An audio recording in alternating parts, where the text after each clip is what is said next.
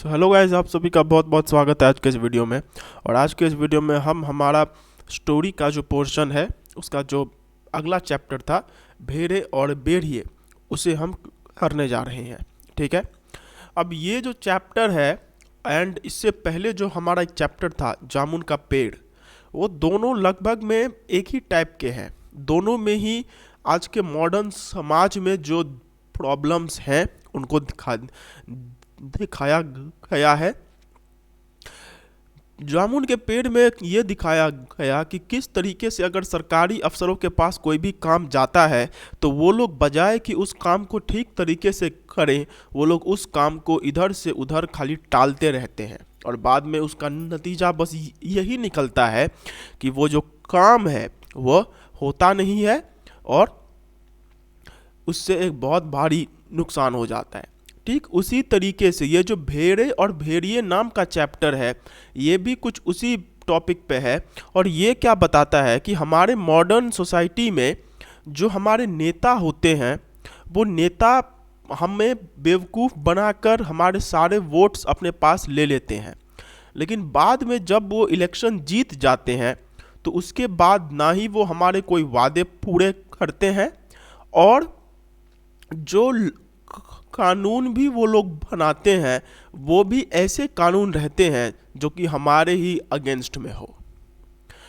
जो नेता होते हैं वो एकदम से अपने आप को बहुत ही मासूम सा दिखाकर हमारे वोट्स अपने पास में ले लेते हैं, लेकिन जैसे ही इलेक्शन ख़त्म उनके सभी वादे भी वो लोग भूल जाते हैं और जो भी कानून बनाते हैं वो सब जनता के अहित में रहता है।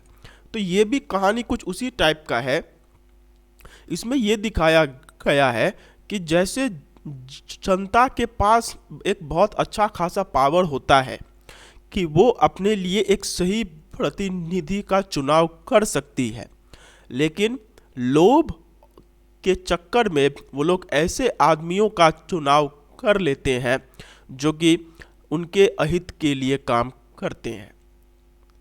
और इसमें भी वैसा ही कुछ दिखाया गया है।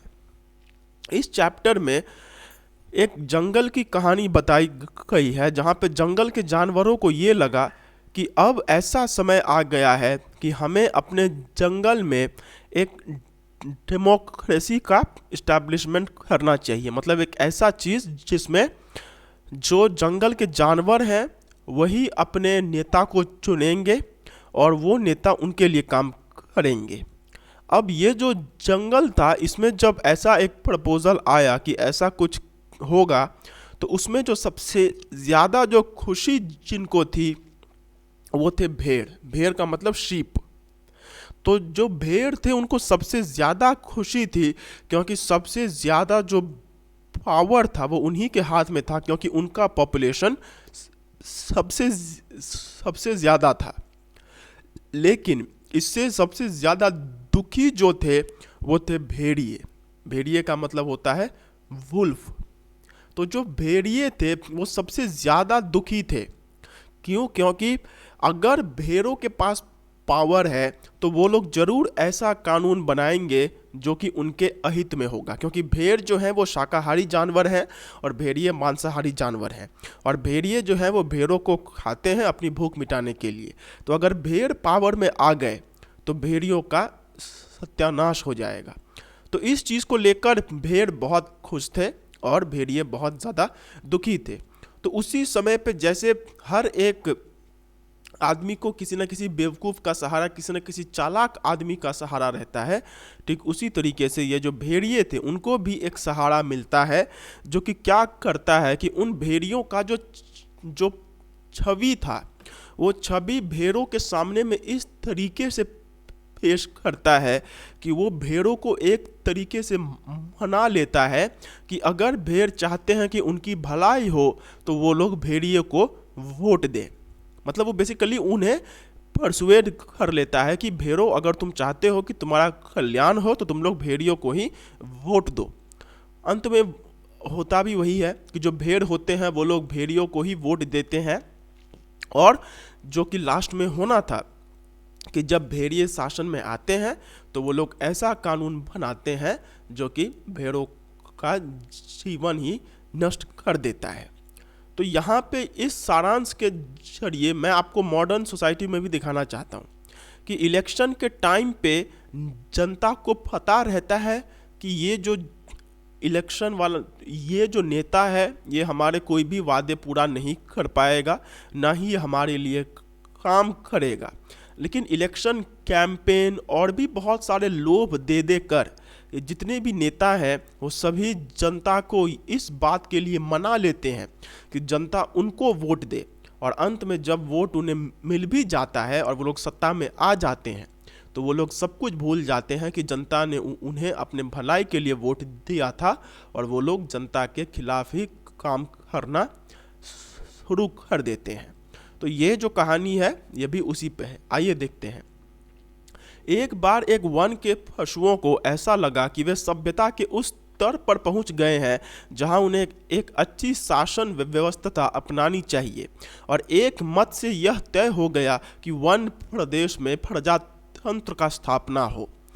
पशु समाज में इस क्रांतिकारी परिवर्तन से हर्ष की लहर दौड़ गई कि सुख, समृद्धि और सुरक्षा का स्वर्ण युग अब आया, और वह आया। जिस वन प्रदेश में हमारी कहानी के चरण धरे हैं उसमें भेड़ें बहुत थी, निहायत नेक, ईमानदार, कोमल, विनयी, दयालु, निर्दोष पशु जो घास तक को फूंक फूंक कर खाता है।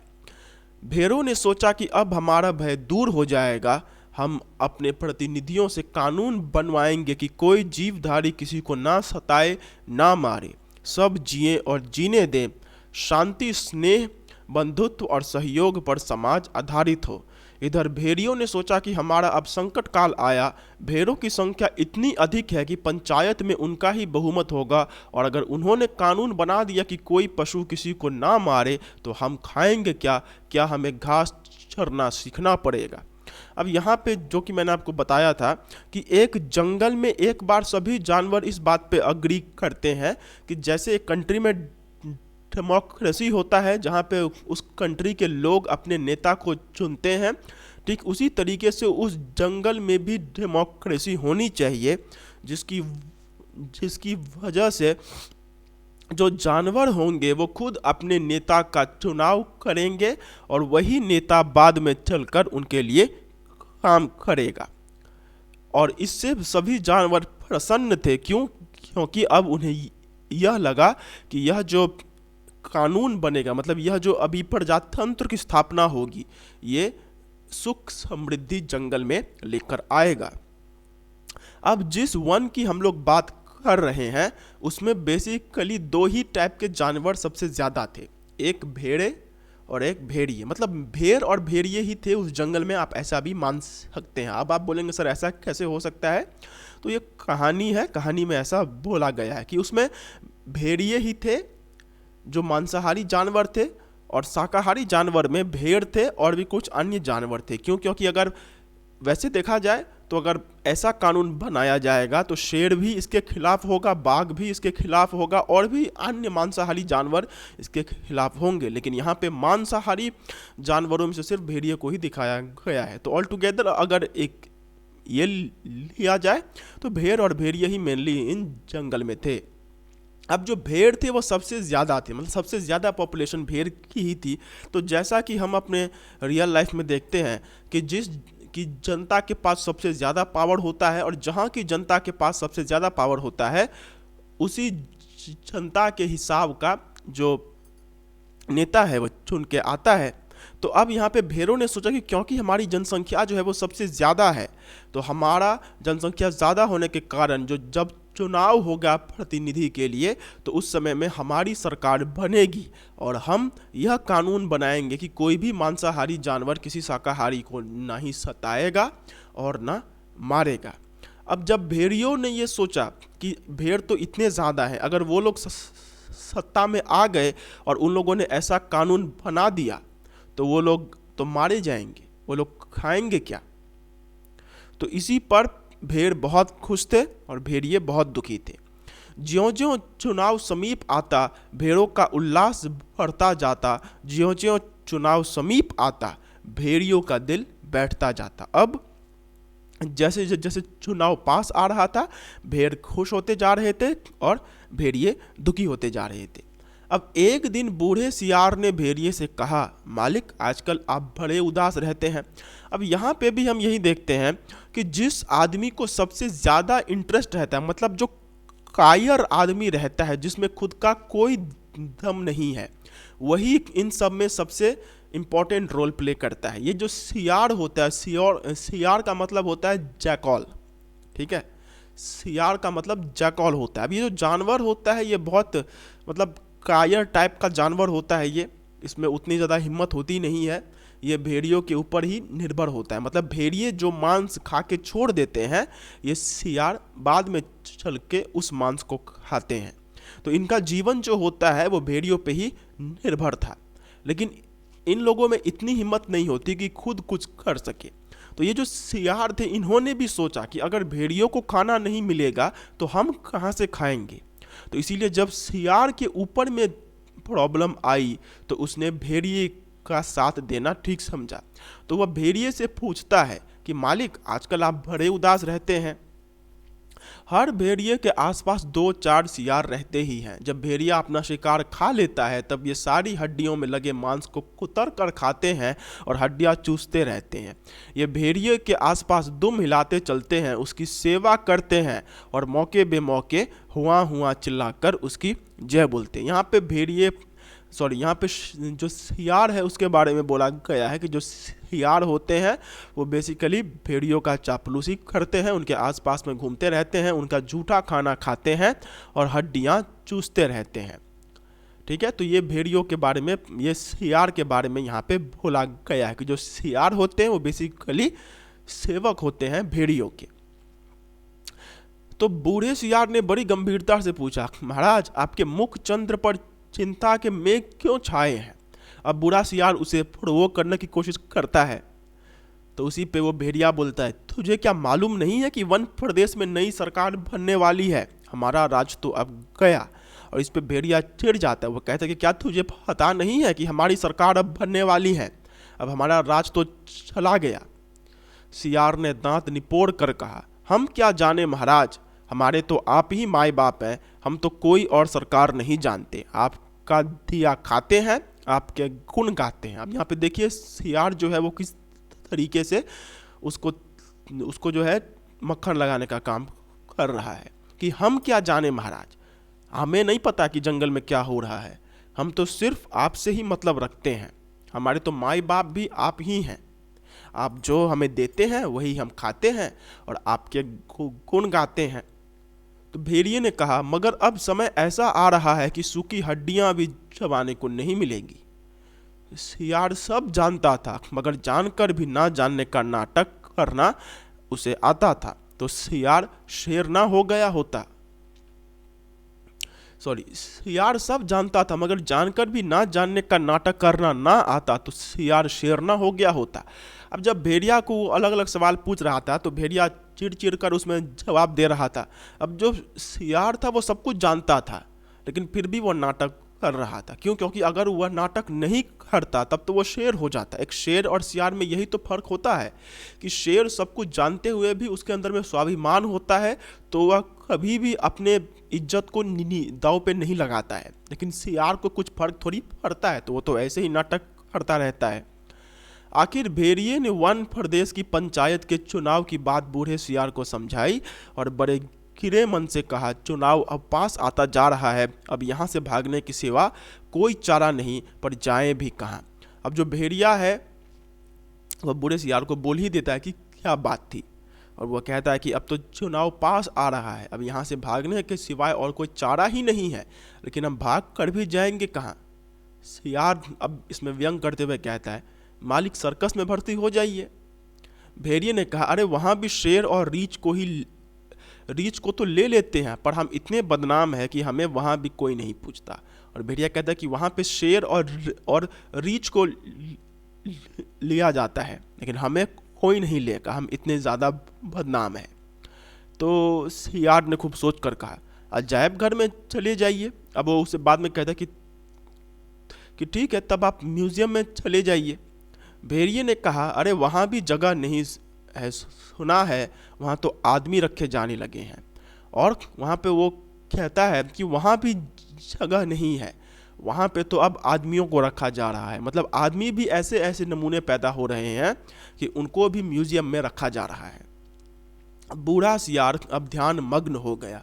उसने एक आंख बंद की, नीचे के होंठ को ऊपर के दांत से दबाया और एकटक आकाश की तरफ देखने लगा। फिर बोला, बस सब समझ में आ गया मालिक, अगर पंचायत में आप भेड़िया जाति का बहुमत हो जाए तो। और बूढ़ा सियार फिर से नाटक करता है और बाद में भेड़िए से कहता है कि अगर भेड़ियों का बहुमत हो जाए तो, अगर भेड़िए जीत जाए तो। भेड़िया चिढ़ कर बोला, कहाँ की आसमानी बातें करता है, अरे हमारी जाति कुल 10% है और भेड़े तथा अन्य छोटे पशु 90%। भला वे हमें काहे को चुनेंगे। अरे कहीं जिंदगी अपने को मौत के हाथ सौंप सकती है, मगर हाँ ऐसा हो सकता तो क्या बात थी। अब जब सियार कहता है कि अगर आप लोग जीत जाएं तो उस पर भेड़िया जो है वो चिढ़ जाता है। वो कहता है कि तू कैसी आसमानी बातें कर रहा है, ऐसा कभी हो सकता है। हमारी जनसंख्या इतनी कम है और भेड़ों की इतनी ज़्यादा, तो जीतेंगे तो वही। और क्या कोई ऐसा भी भेड़ होगा जो कि अपने मौत को जिताएगा। भेड़िए जानते हैं कि हम उन्हें मारकर खाते हैं, इसके बावजूद भी क्या कोई भेड़ हमें जिताने का कोशिश करेगा। लेकिन फिर भी अगर ऐसा हो सकता तो बहुत अच्छा होता। बूढ़ा सियार बोला, आप खिन्न मत होइए सरकार, एक दिन का समय दीजिए, कल तक कोई योजना बन ही जाएगी। मगर एक बात है, आपको मेरे कहे अनुसार कार्य करना पड़ेगा। अब सियार उसे कहता है कि नहीं नहीं, आप चिंता मत कीजिए, मैं कल तक कोई ना कोई प्लान बना ही लूँगा, हम कुछ ना कुछ कर ही लेंगे, लेकिन आपको मेरे हिसाब से काम करना होगा।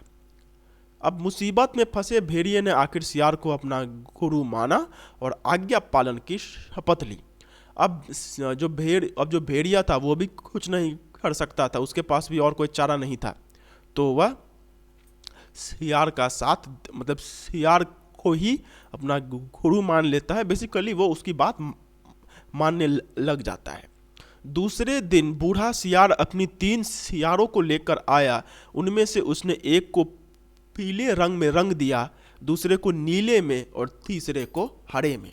अब यहाँ पे अगले दिन वो जो सियार था वो और भी सियारों को लेकर आता है और उसमें से वो बूढ़ा सियार खुद आता है और उसके साथ 3 और सियार भी रहते हैं और वह तीनों को 3 अलग अलग रंग में रंग देता है। एक को वह पीले रंग में, दूसरे को नीले रंग में और तीसरे को हरे रंग में रंग देता है। अब भेड़िया देखकर पूछता है, अरे ये कौन है। बूढ़ा सियार बोला, ये भी सियार हैं सरकार, मगर रंगे सियार हैं, आपकी सेवा करेंगे, आपको आपके चुनाव का प्रचार करेंगे। अब यहाँ पे जो बूढ़ा सियार वो कहता है कि ये भी सियार ही हैं, लेकिन इनको मैंने रंग दिया है, ये आपकी सेवा करेंगे, आपका चुनाव प्रचार यही लोग करेंगे। मतलब अब यहाँ पे रंगा सियार के बारे में बोला गया है, ये चीज़ आपने शायद सुना भी होगा अपने रियल लाइफ में। रंगा सियार का मतलब होता है एक ऐसा आदमी जो कि थाली का बैंगन होता है, जिसको जहाँ पे अपना उसमें फ़ायदा मिलता है वो उसी तरफ चला जाता है। तो उसी पे ये जो हमारा बूढ़ा सियार है वो कहता है कि ये रंगे हुए सियार है। मतलब इन्होंने जब ये देखा कि उनके ऊपर में खतरा आ रहा है तो इन्होंने अपने आप को रंग लिया है और ये लोग आपकी सेवा करेंगे, आपके चुनाव का प्रचार करेंगे। भेड़िए ने शंका की, मगर इनकी बात मानेगा कौन, ये तो वैसे ही छल कपट के लिए बदनाम है। और भेड़िया कहता है कि इनकी बात कौन मानेगा, ये तो खुद इतने छलिया हैं, ये लोग खुद इतने कपटी आदमी हैं, खुद इतने बदनाम हैं, तो इनकी बात कौन मानेगा। अब सियार ने भेड़िए का हाथ चूम कर कहा, यहाँ पे देखिए वो कैसे उसे मक्खन लगाने की कोशिश कर रहा है, बड़े भोले हैं आप सरकार। अरे मालिक, रूप रंग बदल देने से तो सुना है आदमी तक बदल जाते हैं, फिर ये तो सियार है। फिर वो भेड़िए से कहता है कि अरे रूप रंग अगर बदल दें तो आदमी भी तो बदल जाता है, लेकिन ये तो फिर भी सियार है। मतलब आप चिंता मत कीजिए, जो आप सोच रहे हैं वैसा कुछ भी नहीं होगा। और तब बूढ़े सियार ने भेड़िए का भी रूप बदला, मस्तक पर तिलक लगाया, गले में कंठी पहनाई और मुंह में घास के तिनके खोस दिए। अब जो भेड़िया था उसका भी यहाँ पे चेंज ओवर होता है, उसके भी माथे पे वो तिलक लगा देता है, गले में कंठी कंठी एक तरीके की माला होता है, मतलब जो बहुत संत लोग पहनते हैं। कहा जाता है कि ये कंठी अगर कोई पहन लेता है तो उसके बाद ना ही वो किसी तरीके का नॉनवेज, ना ही वो लहसुन प्याज, वो कुछ भी नहीं खा सकता है, आपको सीधा सात्विक खाना खाना होता है। तो ये जो कंठी होती है ये बहुत कम लोग, जो बहुत साधु संत लोग होते हैं वो लोग इसको पहनते हैं।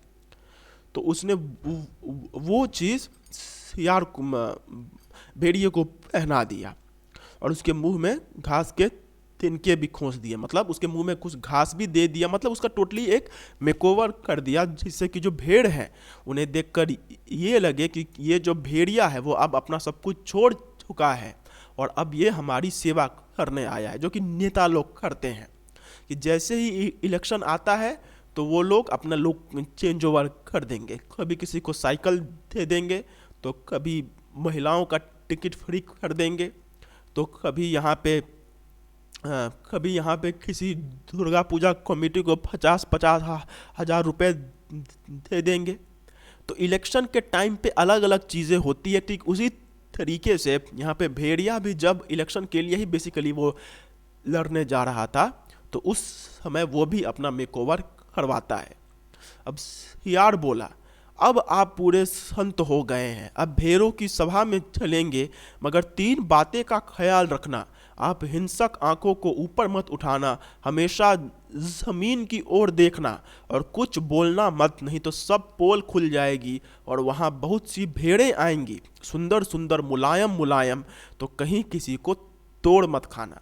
अब यहाँ पे जो सियार है वो भेड़िए को समझाता है कि आप मेरे साथ चलिए, लेकिन याद रखिएगा कि आपको अपना जो हिंसक आपका जो कैरेक्टरिस्टिक है आपको उसका ख्याल रखना है, आपको हमेशा अपनी आंखों को नीचे रखना है, हमेशा ज़मीन की ओर देखना है और कुछ भी बोलना नहीं है। मतलब यहाँ पे सिंपली जो नेता लोग करते हैं कि अपने सर के ऊपर में एक मुखौटा लगा लेते हैं और ये मुखौटा लगाने के बाद वो लोग जब जनता के सामने आते हैं तो वो लोग भी अपना जो वो लोगों का जो नॉर्मल करप्ट, फिर उसके बाद छल कपट वाला जो उनका कैरेक्टर होता है उस कैरेक्टर को वो लोग कुछ दिन के लिए छुपा कर रख लेते हैं। ठीक उसी तरीके से भेड़िए को भी सियार ने कहा कि तुम्हारा जो ये कैरेक्टर है कि तुम बहुत ज़्यादा मतलब ये हो, अग्रेसिव हो, तुम मांस खाते हो, ये सब कुछ तुम अभी के लिए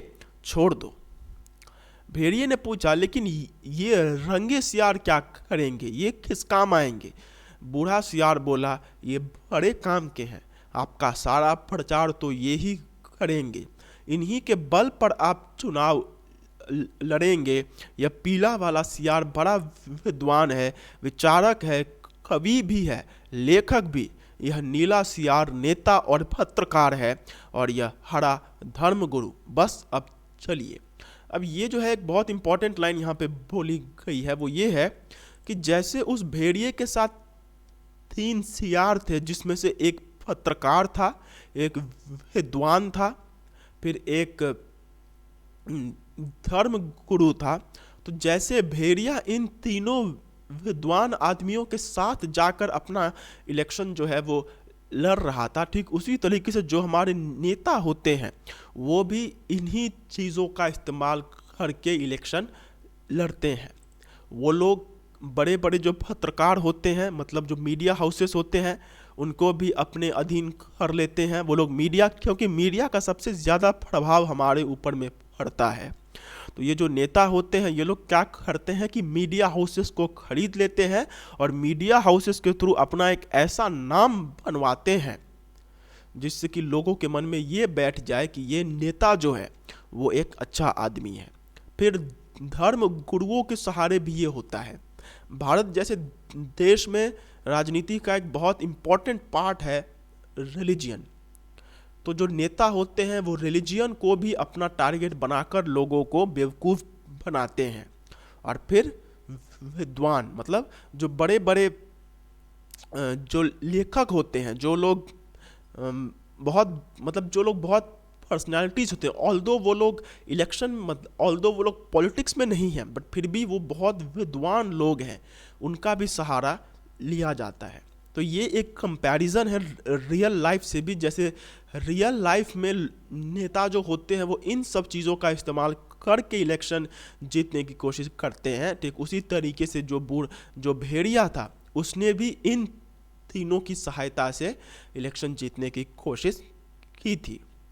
जरा ठहरो, भेड़िए ने बूढ़े सियार को रोका। कवि, लेखक, नेता, विचारक, ये तो सुना है बड़े अच्छे लोग होते हैं, और ये तीनों, अब यहाँ पे फिर से एक व्यंग किया गया है कि भेड़िया जब उनको बोलता है कि जिन जिन लोगों का तुम नाम ले रहे हो वो लोग तो बहुत अच्छे लोग होते हैं, लेकिन इन सियारों को तो देखो, ये कितने खराब लोग हैं। मतलब यहाँ पे ये भी चीज़ बोला गया है कि जिन लोगों का इस्तेमाल इलेक्शन जीतने के लिए किया जाता है वो लोग तो बड़े अच्छे लोग होते हैं, लेकिन इलेक्शन के टाइम में वो लोग भी अपना जो रियल वो लोगों का अच्छाई होता है वो लोग भी उस चीज़ को छोड़ देते हैं। ठीक है, बात काट कर सियार बोला, ये तीनों सच्चे नहीं हैं, रंगे हुए हैं महाराज, अब चलिए देर मत करिए। और फिर वो बोलता है कि आप जो सोच रहे हैं कि ये लोग इतने, मतलब मैं अभी वो वर्ड नहीं बोलना चाहता हूँ कि ये लोग इतने कपटी हैं, ये लोग इतने छलियाँ हैं, तो वैसा आपको लग रहा है, लेकिन मैंने इनका जितना भी छल कपट है वो सब ढक कर रख दिया है। मतलब मैंने इन सभी के ऊपर में एक मास्क लगा दिया है, और उस मास्क के अंदर में इनकी जितनी भी बुराइयां हैं वो छुप गई है। अब बेसी देरी मत कीजिए, चलिए। और वे चल दिए। आगे बूढ़ा सियार था, उसके पीछे रंगे सियारों के बीच भेड़िया चल रहा था। मस्तक पर तिलक, गले में कंठी, मुख में घास के तिनके, धीरे धीरे चल रहा था, अत्यंत गंभीरता पूर्वक सिर झुकाए, विनय की मूर्ति। अब वो जो भेड़िया था वो भी, मतलब वो जो सभी लोग थे, सियार और भेड़िया, वो लोग वहाँ से निकल रहे थे। सबसे आगे में बूढ़ा सियार था, फिर उसके पीछे में जो रंगे हुए सियार थे वो थे, और इन रंगे सियार के बीचों बीच वो भेड़िया था। मतलब यहाँ पे जो इलेक्शन कैंपेन का जो रैली होता है उसके बारे में दिखाया गया है कि कैसे यहाँ पे आप देख सकते हैं कि रंगे सियारों के बीच भेड़िया था। मतलब जैसे जो नेता होते हैं वो लोग भी क्या करते हैं कि इन महान लोगों के बीच में अपने आप को रख लेते हैं, जिसकी वजह से लोगों को यह दिखता नहीं है कि जो मेन यहाँ पे छलिया आदमी है, जो मेन यहाँ पे खराब आदमी है, वो इन अच्छे लोगों के बीच में छुपा हुआ है। ठीक है, ये चीज़ इस चीज़ को दिखाता है। ठीक है, तो वो लोग वहाँ से निकल रहे थे। उधर एक स्थान पर सहस्त्रों भेड़ें इकट्ठी हो गई थी उस संत के दर्शन के लिए, जिसकी चर्चा बूढ़े सियार ने फैला रखी थी। अब जो बूढ़ा सियार था उसने ये फैला दिया था कि एक संत आदमी जो है वो जंगल में आएगा, तो उसी को देखने के लिए जो भेड़े थे वो इकट्ठे हो गए थे। चारों सियार भेड़िए की जय बोलते हुए भेड़ों के झुंड के पास आ गए। बूढ़े सियार ने एक बार जोर से संत भेड़िए की जय बोली।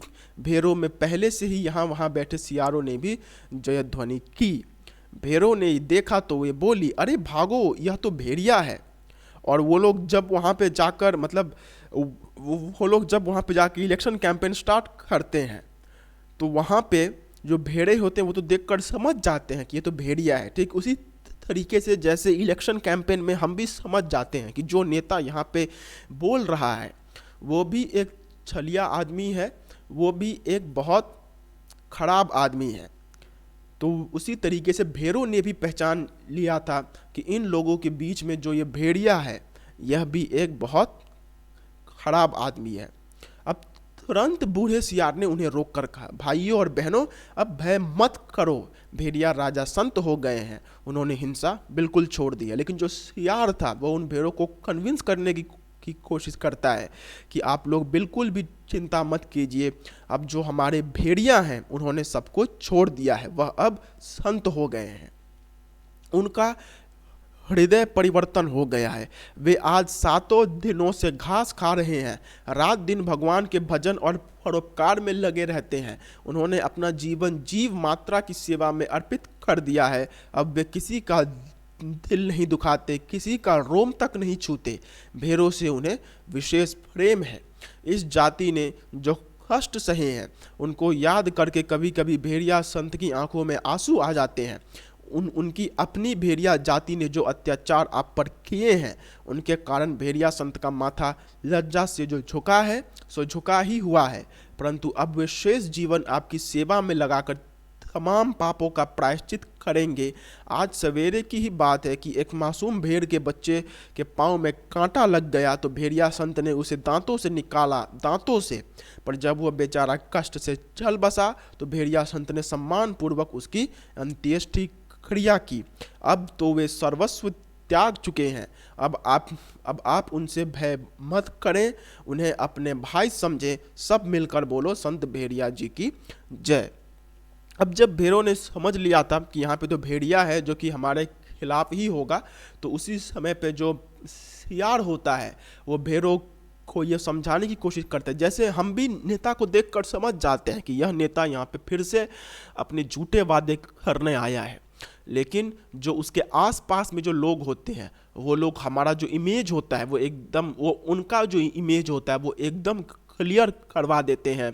ठीक उसी तरीके से सियार ने भी जो भेड़िए का जो इमेज था उसे पूरी उसको क्लियर करने का कोशिश किया भेड़ों के सामने में। उसने यह कहा कि अब जो है ये संत हो गया है, इसका हृदय परिवर्तन हो गया है। ये तो अब मांस सब छोड़कर सिर्फ घास ही खा रहा है और रात दिन भगवान के ही गुण गाता है। अब इसने अपना जीवन जो है वह सभी जीवों की मदद करने में लगा दी है। अब ये किसी का दिल नहीं दुखाते, और जिन जिन का इन्होंने दिल दुखाया था, खासकर भेड़ों का जो दिल इन्होंने दुखाया था, उनको इसका प्रायश्चित है। और अब वह अपना सारा जीवन जो है वो आपकी सेवा में ही लगाकर अपने तमाम पापों का प्रायश्चित करना चाहते हैं। और आज सवेरे की ही बात है कि इन्होंने एक छोटे बच्चे को बचाया, लेकिन जब वह मर गया तो उसका अंतिम क्रिया भी इन्होंने करवाया। तो मतलब यहाँ पे वो उसका बेसिकली जो इमेज है उसको क्लियर करने की कोशिश करता है। भेड़िया जी अभी तक उसी तरह गर्दन डाले विनय की मूर्ति बने बैठे थे। बीच में कभी कभी सामने की ओर इकट्ठी भेड़ों को देख लेते और टपकती हुई लार को घुटक जाते। अब जो भेड़िया था वो तो अपना, जैसे कहते हैं कि कुत्ते की दुम टेढ़ी की टेढ़ी रहती है, तो भेड़िया भी वैसे ही था जैसा वो हमेशा से रहता था। वो जब भेड़ों को देख रहा था तो उसके मुंह में पानी आ रहा था, लेकिन फिर भी उसने अपने आप को कैसे भी कंट्रोल करके रखा हुआ था। ठीक उसी तरीके से जैसे नेता भी कुछ दिनों के लिए अपने जो उनका असली चेहरा होता है उसको वो लोग छुपा कर रख लेते हैं। बूढ़ा सियार फिर बोला, भाइयों और बहनों, मैं भेड़िया संत से अपने मुखारविंद मतलब अच्छे मुंह से आपको प्रेम और दया का संदेश की प्रार्थना करते हुए प्रेमवश उनका हृदय भर आया है। वे गदगद हो गए हैं और भावातिरेक से उन्हें कंठ अवरुद्ध हो गया है, वे बोल नहीं सकते। अब जो सियार है वो यह कहता है कि ये इतने ज़्यादा इमोशनल हो गए हैं कि ये कुछ बोल नहीं पा रहे हैं। मतलब भेड़ जो उनसे कुछ क्वेश्चन करते तो उसके ऊपर भी यहाँ पे एक पर्दा लगा दिया गया। यहाँ पे ये बोल दिया गया कि अब जो हमारे भेड़िया हैं उन्होंने अभी मतलब वो इतने ज़्यादा वो इमोशनल हो गए हैं कि अब वो कुछ बोल भी नहीं सकते, मतलब ताकि जनता कुछ पूछ ना सके। इसलिए बहुत से नेता के जो चमचे होते हैं वो लोग क्या करते हैं कि वो लोग अपने नेता को के बारे में कुछ ऐसी बातें बता देते हैं जिनसे कि जनता उनसे सवाल ना पूछ पाए। अब आप इन तीन रंगीन प्राणियों को देखिए, आप इन्हें ना पहचान पाए होंगे। पहचाने भी कैसे? ये इस लोक के जीव तो है ही नहीं, ये तो स्वर्ग के देवता हैं जो हमें सदुपदेश देने के लिए पृथ्वी पर उतरे हैं। ये पीले विचारक कवि हैं, लेखक हैं, नीले नेता हैं और स्वर्ग के पत्रकार हैं, और हरे वाले धर्म गुरु हैं। अब कविराज आपको स्वर्ग संगीत सुनाएंगे। हाँ कवि जी। अब यहाँ पे जो सियार है वो पहली बात तो ये क्लियर कर देता है कि भेड़िया अब कुछ बोलने के लायक नहीं था। और फिर वह उन सियारों के मतलब पहले तो उसने इस बात को पूरी तरीके से कंफर्म कर लिया कि जनता कोई भी सवाल जो है वह भेड़िए से ना पूछ सके। और फिर उसके बाद उसने जो अपने जो मेन हथियार लाए हुए थे उन सब का इंट्रोडक्शन यहाँ पे करवाया। वो यही कहता है कि ये जो नीला वाला है यह पत्रकार है, ये जो पीला वाला है ये एक लेखक है, और जो हरा वाला है वह एक धर्म गुरु है। अब वो तीनों सियार से भेड़िए के बारे में कुछ बोलने को कहता है। अब वो यहाँ पे जो पहला जो पत्रकार वाला था, सॉरी वो जो कवि था, उससे कुछ कहने को बोलता है। पीला सियार को हुआ हुआ के सिवा कुछ और तो आता ही नहीं था।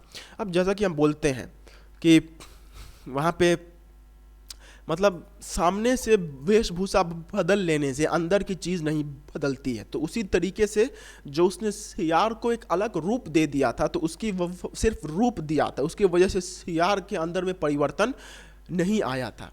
तो इसी कारण से वो जो सियार था उसका जो नेचुरल साउंड होता है हुआ हुआ वो सिर्फ वैसा ही करने लग जाता है। शेष सियार भी हुआ हुआ बोल पड़े। बूढ़े सियार ने आंखें के इशारे से शेष सियारों को मना किया और चतुराई से बात को यूं कहकर संभाला। अब वो जो तीनों सियार थे वो लोग अपने ही धुन गाने लगे। तो जो बूढ़ा सियार था उसने उन दोनों को रोका और जो बात था उसको संभाला। भाई कवि जी तो कोरस में गीत गाते हैं, पर कुछ समझे आप लोग, कैसे समझ सकते हैं? अरे कवि की बात सबकी समझ में आ जाए तो वह कवि काहे का? कह रहे हैं कि जैसे स्वर्ग में परमात्मा वैसे ही पृथ्वी पर भेड़िया। हे भेड़िया जी महान, आप सर्वत्र व्याप्त हैं, सर्वशक्तिमान हैं। प्रातः आपके मस्तक पर तिलक करती है, सांझ को उषा आपका मुख चूमती है, पवन आप पर पंखा करती है, और रात्रि आपकी ही ज्योति लक्ष लक्ष खंड होकर आकाश में तारे बनकर चमकती है। हे विराट, आपके चरणों में इस शूद्र का प्रणाम है। अब यहाँ पे जो सियार था वो भेड़िए के बात, वो जो सियार था उसने वो जो तीनों सियार जो चिल्लाने लग गए थे उसके ऊपर में उसने खबर देते हुए कहा कि ये जो बात बोल रहा है वो नॉर्मल आदमी के समझ में नहीं आएगा। यह कह रहा है, मतलब ये यहाँ पे जो भेड़िया है उसके गुण गाते हुए कह रहा है कि हे भेड़िया जी आप महान हैं, आप सर्वत्र मतलब जो सब जगह रहता है, आप सर्वशक्तिमान है। प्रातः मतलब जो सुबह होती है वो आपके माथे पर तिलक करके जाती है, मतलब सुबह का जो सूरज उगता है वो आपके माथे पे तिलक करके जाता है, और सांझ को उषा आपका मुख चूमती है, पवन आप पर पंखा करती है, और रात्रि आपकी ही ज्योति लक्ष लक्ष खंड होकर आकाश में तारे बनकर चमकती है। हे विराट, आपके चरणों में इस शूद्र का प्रणाम है। अब यहाँ पे बेसिकली उसने जो चिल्लाया था उसी को कवर अप करने की कोशिश की गई है, ये आपको कभी पूछा नहीं जाएगा। फिर नीले रंग के सियार ने कहा, निर्बलों की रक्षा बलवान ही कर सकते हैं, भेड़े कोमल हैं, निर्बल हैं, अपनी रक्षा नहीं कर सकते। भेड़िए बलवान है, इसलिए उनके हाथ में अपने हितों को छोड़ो, निश्चिंत हो जाओ, वे तुम्हारे भाई हैं, आप एक ही जाति के हो, तुम भेड़ वह भेड़िया, कितना कम अंतर है। और बेचारा भेड़िया व्यर्थ ही बदनाम कर दिया गया है कि वह भेड़ों को खाता है। अरे खाते और हैं, हड्डियां उनके द्वार पर फेंक जाते हैं, ये व्यर्थ बदनाम होते हैं। तुम लोग तो पंचायत में बोल भी नहीं पाओगे। भेड़िए बलवान होते हैं, या यदि तुम पर कोई अन्याय होगा तो डटकर लड़ेंगे, इसलिए अपने हित की रक्षा के लिए भेड़ियों को चुनकर पंचायत में भेजो। बोलो संत भेड़िया की जय। अब जो नीला रंग का सियार था, नीला रंग का सियार का मतलब वो जो पत्रकार और वो जो पत्रकार था वह यहाँ पे यह कहता है कि जो निर्बल होते हैं, जो कमज़ोर लोग होते हैं, उनकी रक्षा सिर्फ बलवान आदमी ही कर सकते हैं। जो भेड़े हैं वह कमज़ोर हैं, इसीलिए भेड़ों को यह चाहिए कि वह अपना जो भी सुख शांति है वह सब कुछ भेड़ियों के पास ही छोड़ दे। इन भेड़ियों को बदनाम किया गया है फालतू में कि ये जो भेड़ें हैं वह ये जो भेड़िए हैं वो भेड़ों का शिकार करते हैं, जबकि सच यही है कि शिकार तो और कोई करता है, इनके द्वार पे सिर्फ हड्डी फेंक जाता है।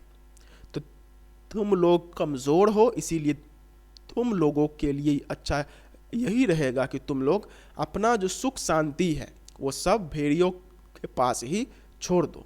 अब यहाँ पे पहले वाले ने तो हुआ चलाने लग गया था, तो उसकी बात को बूढ़े सियार ने कवर अप कर दिया। फिर जो नीला सियार था उसने यह कहा कि भेड़िए कमज़ोर हैं, इसीलिए यहाँ पे जो भेड़िए हैं उनको सत्ता दे दी जानी चाहिए। अब देखते हैं कि हरे सियार का क्या कहना था। फिर हरे रंग के धर्म गुरु ने उपदेश दिया, जो यहाँ त्याग करेगा वह उस लोक में पाएगा, जो यहाँ दुख भोगेगा वह वहाँ सुख पाएगा, जो यहाँ राजा बनाएगा वह वहाँ राजा बनेगा, जो यहाँ वोट देगा वह वहाँ वोट पाएगा। इसलिए सब मिलकर भेड़िए को वोट दो, वे दानी हैं, परोपकारी हैं, संत हैं, मैं उनको प्रणाम करता हूँ। अब यहाँ पे जो धर्म गुरु था उसने धर्म के तरीके से बोला कि जो यहाँ पे दुख भोगेगा वह वहाँ पे सुख पाएगा, जो यहाँ पे राजा बनाएगा वह वहाँ पे राजा बनेगा, जो यहाँ पे वोट देगा वह वहाँ पे वोट पाएगा। मतलब यहाँ पे धर्म को बेस बनाकर उन भेड़ों का ब्रेन वॉश किया गया। तो इन तरीकों से सबसे पहले बूढ़े सियार ने भेड़िए का इमेज को अच्छा बनाया, फिर तीनों सियार ने उनका इमेज को अच्छा बनाया और भेड़ियों का जो इमेज था वह अच्छा हो गया। यह एक भेड़िए की कथा नहीं है, यह सब भेड़ियों की कथा है। सब जगह इस प्रकार प्रचार हो गया और भेड़ों को विश्वास हो गया कि भेड़ियों से बड़ा उनका कोई हित चिंतक और हित रक्षक नहीं है। और यह बात सब जगह फैल गई कि जो भेड़िए हैं वही भेड़ों के लिए अच्छा काम कर सकते हैं। और जब पंचायत का चुनाव हुआ तो भेड़ों ने अपनी हित रक्षा के लिए भेड़ियों को चुना और पंचायत में भेड़ों के हितों की रक्षा के लिए भेड़िए प्रतिनिधि बनकर गए। और पंचायत में भेड़ियों ने भेड़ों की भलाई के लिए पहला कानून यह बनाया, हर भेड़िए को सवेरे नाश्ते के लिए भेड़ का एक मुलायम बच्चा दिया जाए, दोपहर को भोजन में एक पूरी भेड़ तथा शाम को स्वास्थ्य के ख्याल से कम खाना चाहिए, इसलिए आधी भेड़ दी जाए। और यहाँ पे जो इवेंचुअली होता ही है कि कोई भी इलेक्शन में हमारे जो नेता होते हैं वो अपना इमेज क्लियर करवा के हमसे वोट तो ले लेते हैं, लेकिन बाद में हमारे ही खिलाफ काम करते हैं। तो वही चीज़ यहाँ पे भी हुआ कि भेड़ों को यह यकीन तो हो गया कि ये जो भेड़िए हैं वो हमारे लिए अच्छा काम करेंगे, लेकिन अंत में चलकर जो भेड़िए थे उन्होंने भेड़ों के खिलाफ ही कानून बना दिया। उन्होंने यह कहा कि सुबह हम नाश्ते के लिए हमें एक भेड़ का मुलायम बच्चा, दोपहर को एक स्वस्थ मतलब दोपहर को एक पूरा भेड़ चाहिए और शाम को एक आधी भेड़ चाहिए। ये यहाँ पे यही दिखाता है कि राजनेता जो होते हैं वह बाद में चलकर जो यहाँ के जो सिटीजन्स होते हैं उनके खिलाफ ही काम करते हैं। ठीक है, तो यही हमारा कहानी था भेड़े और भेड़िए, जहाँ पे बेसिकली हमारे जो सोसाइटी में जो सबसे कॉमन चीज़ देखी जाती है कि इलेक्शन के टाइम पे जो हमारे नेता होते हैं वह अपनी इमेज को अच्छा करके वोट तो ले लेते हैं, लेकिन बाद में चलकर वह इस पे बिल्कुल भी खड़े नहीं होते हैं और इसका जो नुकसान है वह जनता इवेंचुअली उसी पे आता है। ठीक है, सो होप आपको ये हेल्पफुल रहा होगा। मिलते हैं एक अगले वीडियो में एक अगले लेक्चर के साथ। तब तक के लिए do take very good care of yourselves, have a very nice day, take care of yourselves, bye bye, जय हिंद।